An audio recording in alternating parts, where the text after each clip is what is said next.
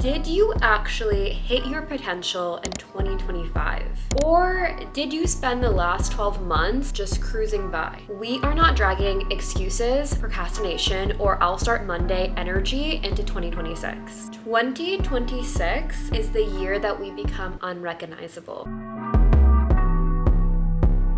We are completely addicted to cheap dopamine as a society. If the first thing you do when you wake up is grab your phone to immediately scroll on TikTok or Instagram, you are flooding your brain with an instant rush of dopamine, which is killing your focus for the rest of your day. So the rule for 2026 is simple. No phone for the first 30 to 60 minutes of the day. That means no scrolling, no emails, and no texts. No even thinking about checking off your to-do list and what you have to do that day. If that sounds impossible for you, then try charging your phone in a separate room. You could even switch to using a basic alarm clock instead of your phone, or do this along with a friend so you guys can be each other's accountability partners. We are reframing our mornings so that we can protect the part of our brain that is responsible for our discipline and our focus. Habit number 2 is a stable blood sugar breakfast. This habit is all about managing your energy. If you start your days off with coffee, a pastry, or sugary cereal, you are setting yourself up for an energy crash and brain fog by early afternoon. You can't lock in 2026 if your body is constantly fighting against you. What can help with keeping your blood sugar levels stable is aiming for 30 to 40 grams of protein right off the bat first thing in the morning, or eating your protein or your veggies before eating your carbs. So the order that you eat your food also matters in stabilizing your blood sugar levels. I think it makes it so much easier to have go-to breakfasts, especially on days when time is short and your mornings are a little bit more hectic than normal, but just keep it simple. Think eggs with avocado, cottage cheese on toast, a Greek yogurt bowl, or if you're really into meal prepping, this is the place to let that power shine. Habit number 3 is 10,000 steps daily. This habit is a non-negotiable for mental health. Walking regulates your nervous system, lowers stress, and helps you think more clearly. I honestly don't care if you walk outside, have a walking pad while you're doing work, or pace around the hallway of your apartment. Movement is part of locking in, but make it easier on yourself. So split it up. Short walks after meals and whatever steps are left at night. So habit number 4 is 3 non-negotiables. Most people fail at their New Year's resolutions because they try to do everything all at once. They go into January with 20 new goals and 0 structure. And by mid-January, they are exhausted. That's why the second Friday in January is notoriously known as Quitter's Day, because most people quit their resolutions by that day. But in 2026, that is not us. No siree. These are 3 things you do every single day, no matter what. Whether or not it's a busy day, a tired day, or a bad mood day, you are still getting these 3 things done. That can look like a workout, a healthy meal, and maybe journaling or reading 10 pages out of a book. But here's a quick tip on how to actually do this. Pick things that are realistic enough that you could do it even on a really bad day. When you do what you said you would do, that is what builds self-trust. And that self-trust equates to the confidence that drives your 2026 goals forward. Habit number 5 is planning your week ahead of time. There is so much power in this, and I say this from my own experience. What used to happen to me is I would keep everything in my head. I'd have this mental list of things that I needed to get done, and then spend the entire day or week trying not to forget those things. And the truth is, if it's not written down or somewhere visible, like a planner, a journal, a notes app, it's honestly as good as forgotten. I don't know about you, but that is personally the case for me. So now, before the week even starts, I sit down and I plan things in advance. I look at the week and I block out my workouts, time for running errands, and anything that is a non-negotiable. I personally do this on Notion on my laptop, but I also love Google Calendar as well, especially since you can download the app, have it on your phone, and look at it at any moment of the day. That way, when the week starts, I know exactly what is going to happen and what I have going on. I'm not scrambling to try to remember what needs to get done. I'm truly getting things done and playing in my own field. And if something unexpectedly comes up, which it tends to always do because that is just life, you are better equipped to handle it. Habit 6 is the input diet. Being intentional about what you let into your brain. During your free time throughout your day, you're spending the time to listen to things that are actually going to take you to the next level and help you grow. video. So instead of doom scrolling,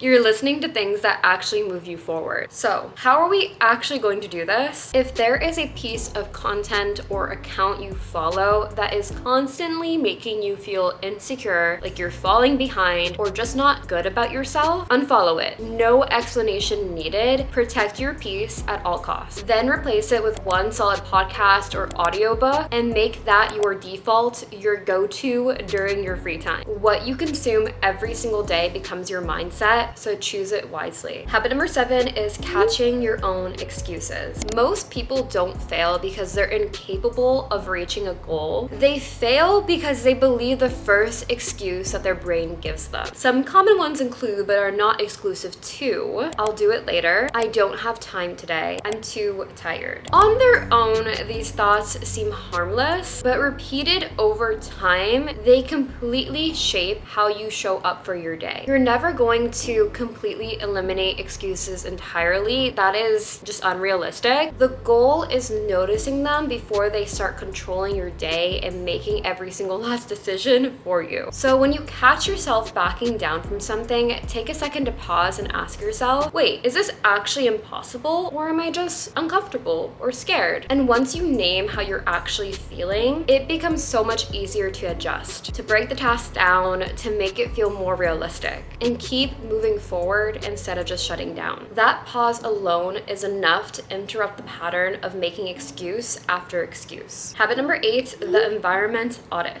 If you want to change your behavior, then you have to intentionally create a better setup for yourself. Because I know for a fact, you are not lazy. Your environment just isn't supporting you. Most people try to rely on self-control all day long, and that tends to get exhausting because you're constantly fighting against yourself. Instead, you want to design a space so the right choice automatically happens for you. I'm talking gym clothes laid out the night before, healthy food ready to go and visible in your fridge, your phone charger away from your bed so you're not grabbing it first thing in the morning. What we're doing is removing any unnecessary friction, and we're making good habits obvious and convenient for us, and making the bad habits slightly more annoying and difficult. If you are waiting to feel ready, you are going to be waiting forever. And most of the things that matter, the things that actually are going to move your life forward, don't feel comfortable right away. Habit 9 is do it the scared rule. Anytime that you feel resistance, that is usually the thing that you need to be doing. This is based on the 5-second rule from Mel Robbins. The moment you feel hesitation, count back from 5, 4, 3, 2,